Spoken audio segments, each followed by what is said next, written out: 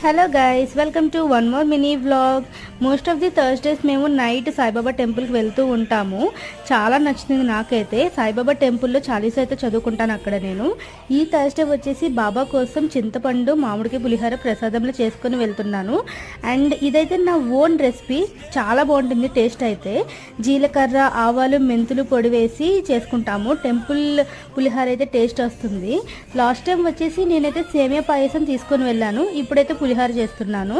And ప్రసాదం చేస్తున్నప్పుడు salt సరిపోయిందా, పులుపు సరిపోయిందా అని కొంచెం టెన్షన్ అయితే ఉంటుంది. బట్ అట్ లాస్ట్ ప్రసాదం అయితే చాలా బాగా వచ్చింది. ఈవెన్ మన టెంపుల్కి వెళ్ళినా కానీ మన ఇంట్లో పూజ అయితే చేసుకుంటాం కదా. సో ప్రసాదం ప్రిపరేషన్ అయిన తర్వాత పూజ కంప్లీట్ చేసుకుని టెంపుల్కి అయితే వెళ్ళిపోయాము.